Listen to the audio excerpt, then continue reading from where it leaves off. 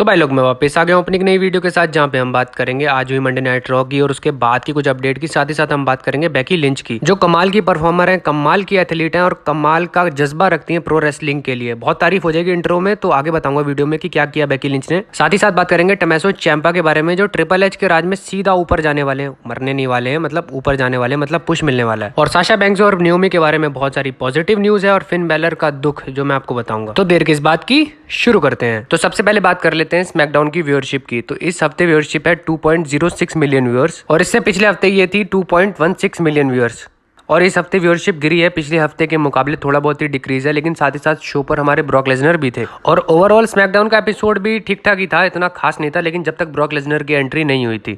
लेकिन साथ ही साथ एक गो होम एडिशन भी था, जहाँ पे समर स्लैम के पहले ये आखिरी एपिसोड था स्मैकडाउन का। तो व्यूअरशिप तो बढ़नी चाहिए थी, लेकिन थोड़ी बहुत डिक्रीज है। मैं इसे मेंटेन मानूंगा और ठीक है, बहुत बढ़िया चल रहा है स्मैकडाउन का, लेकिन रॉ के मुकाबले तो बढ़िया ही चल रहा है। अब बात करते हैं बेकी लिंच की और उनके अनाउंसमेंट की। तो आज मंडे नाइट रॉ पर, पहले डिस्क्रिप्शन में लिंक है, पहले आप मंडे नाइट रॉ का एपिसोड, मेरी जो पूरी रिव्यू वीडियो है वो आप देख लो। तो आज मंडे नाइट रॉ पर बेकी लिंच ने ये अनाउंस किया कि उन्हें इंजरी है और वो कई महीनों के लिए गायब रहेंगी WWE से। और ये जो उनको इंजरी हुई है, ये समर स्लैम के मैच के दौरान हुई है, जब रॉ वुमेन्स चैंपियनशिप के लिए Bianca bilayer versus Becky Lynch का मैच चल रहा था। तो फाइटफुल ने इस बात को कंफर्म किया कि बेकी लिंच पहले से इंजर्ड थी, यानी मैच के दौरान वो इंजर्ड हो चुकी है, उनका शोल्डर सेपरेट हो चुका था और उसके बावजूद उन्होंने मैच लड़ा। तो कमाल कर दिया हमारी बेकी लिंच ने, सेपरेट शोल्डर के बावजूद उन्होंने मैच लड़ा। और मतलब कुछ भी हो सकता था, सीरियसली करियर एंडिंग इंजरीज भी हम देख चुके हैं, जहाँ पे बिगी जूझ रहे हैं अभी भी अपनी नेक इंजरी से। तो होप करते हैं कि जल्दी बेकी लिंच वापस आ जाएं, जल्दी अपनी इंजरी से रिकवर कर लें। और आपको याद होगा कि आज मंडे नाइट रॉ पर उन्होंने अपना मैन वाला जो कैरेक्टर है उसे एक्टिवेट कर लिया है। और इसी से जुड़ी हुई मेरे पास एक और खबर है कि ये जो फेस टर्न था, ये जो समर स्लैम में बेकी लिंच का फेस टर्न हुआ, ये पूरी तरह से ट्रिपल एच का डिसीजन था या ट्रिपल एच की कॉल थी। अगर ये विंस मैकमैन अभी भी इस पूरी क्रिएटिव टीम को लीड कर रहे होते, तो बेकी लिंच ऐसे ही आगे हील पर्सोना रखती और ऐसे ही आगे जाती। तो ट्रिपल एच ने एक बहुत बड़ा चेंज कर दिया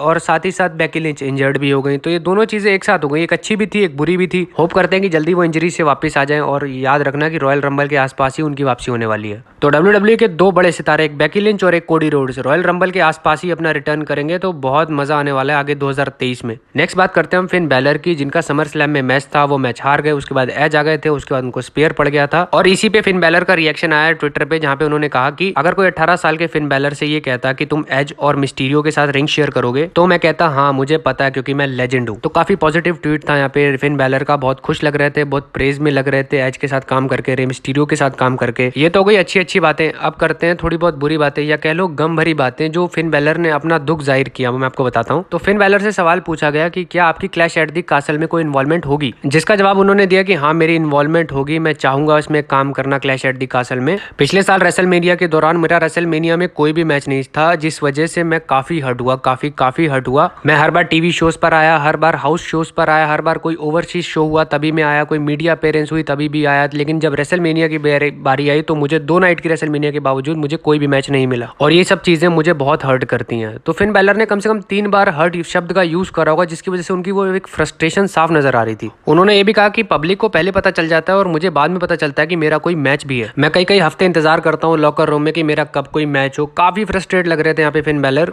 और आखिर में उन्होंने ये कहा कि मैं स्टेडियम में काम करना चाहूंगा, मैं यूके में काम करना चाहूंगा और मैं रे मिस्टीरियो के साथ एक सिंगल्स मैच चाहूंगा। मुझे बताने की जरूरत नहीं है कि किस तरह का उनका करियर रहा था बिल्कुल स्टार्टिंग में, जब वो पहले यूनिवर्सल चैंपियन बने और उसके बाद इंजरी हुई और उसके बाद तो उनका डाउनफॉल शुरू ही हो गया। और एक चीज इसमें मैं ऐड करना चाहूंगा कि डीमन बैलर वाला जो कैरेक्टर था फिन बैलर का, उसका ज्यादा यूज नहीं हुआ। और एक चीज और मुझे बड़ी बुरी लगी थी कि रोमन रेंज के आगे उस डीमन बैलर को हरवा दिया गया, जबकि वो अनडिफीटेड था जब तक वो रोमन रेंज के सामने नहीं आया था। और एक और चीज है कि वो ट्रम्प कार्ड था फिन बैलर का, क्योंकि वो जब भी वो फिन बैलर उस डीमन वाले पर्सोना में आते तो वो कहीं ना कहीं अपना करियर उठा सकते थे या WWE उनका करियर उठा सकती थी, लेकिन अब वो अनडिफीटेड नहीं रहा। नेक्स्ट बात करते हैं हम टोमासो चिएम्पा की, जिनका एक बहुत बड़ा कैरेक्टर चेंज होने वाला है। तो पिछले कुछ हफ्ते से मिस के साथ थे चिएम्पा, मिस की तरह बातें कर रहे थे, मिस की तरह हरकतें कर रहे थे, लेकिन अब ऐसा नहीं है। आज मंडे नाइट रॉ पर ये बात क्लियर भी हो गई। अब चिएम्पा जो है वो मेन लीड है और मिस जो रहेंगे वो सपोर्टिव रोल में रहेंगे, या मैनेजर, जो मैं आपको पहले की वीडियो में बता रहा था कि मैनेजर की तरह रोल में रहेंगे। साथ ही साथ वो NXT वाला अटायर, NXT वाला थीम लेके आएंगे। तो वो जो रिजीम चेंज हुई है, जब विंस मैकमैन चले गए और ट्रिपल एच आ गए, उनका सबसे ज्यादा फायदा, सबसे पहला फायदा जो है वो चैंपा को मिल रहा है और चैंपा है ट्रिपल एच के बड़े फेवरेट। और अगले हफ्ते मंडे नाइट रॉ पर बॉबी लैशली वर्सेस चैंपा का मैच होने वाला है यूएस चैंपियनशिप के लिए। और क्या पता ये मैच जीत भी जाए चैंपा, क्योंकि उनके साथ है चतुर चालाक मिज जो कुछ भी कर सकते हैं। तो देखते हैं आगे क्या होता है। तो आज की जो हमारी फाइनल स्टोरी है वो जुड़ी है साशा बैंक्स और न्योमी से, जिनकी पॉजिटिव खबर है मेरे पास। आमतौर पे होती नहीं है पर आज पॉजिटिव है। इससे पहले मैं आपको थोड़ा सा बैकग्राउंड बता देता हूँ। तो साशा बैंक्स और न्योमी ने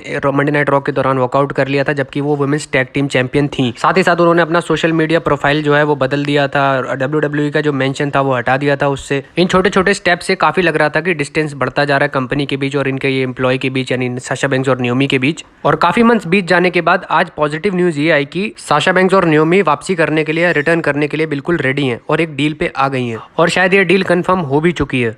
तो बहुत जल्दी आपको साशा बैंक्स और न्योमी WWE के स्क्रीन पर या टीवी पर दिखाई देंगी। और बड़े कमाल की बात है कि जैसे ट्रिपल एच ने बॉस का मतलब लाइक क्रिएटिव हेड समझ लो या बॉस समझ लो, उन्होंने अपना पदभार संभाला, तब से वो वुमेन्स डिवीजन के पीछे तो मतलब हाथ धो के पड़ गए, मतलब जान ही डाल दी है सीरियसली। और अगर ये सब चीजें कंफर्म हो जाती हैं, साशा बैंक्स न्योमी का रिटर्न हो जाता है और साथ ही साथ ट्रिपल एच क्रिएटिव हेड भी है, तो उनको अच्छी बुकिंग भी मिलेगी और सामने विंस मैकमैन भी नहीं होंगे। तो हर तरीके से उनका फायदा ही फायदा था, इसीलिए शायद वो एक डील पे आ गए होंगे। और वो जो वुमेन्स टैग टीम चैंपियनशिप है जो साथ साथ ही चली गई थी साशा बैंक्स और न्योमी के, क्या आप उन्हें WWE में वापस देखना चाहोगे या फिर कोई वुमेन्स के लिए मिडगार्ड चैंपियनशिप देखना चाहोगे? मुझे बताना जरूर नीचे कमेंट्स में। लेकिन मैं बड़ा खुश हूँ सीरियसली, साशा बैंक्स और न्योमी का अगर रिटर्न हो जाता तो मैं सबसे ज्यादा खुश होऊंगा, क्योंकि मैं थोड़ी सी बराबरी वाली सोच का बंदा हूँ, जहाँ पे मैं चाहूंगा कि अगर ब्रॉक लेसनर को उतनी रिस्पेक्ट मिलती है, उतनी अच्छी बुकिंग मिलती है, तो एटलीस्ट वुमेन्स को भी उतनी अच्छी बुकिंग और उतनी अच्छी रिस्पेक्ट मिलनी चाहिए। और इन्हीं अच्छी बातों के साथ हम वीडियो को समाप्त करते हैं। और ये थी मेरी आज की वीडियो। प्लीज चैनल को सब्सक्राइब कर दो, लाइक कर दो और शेयर कर दो।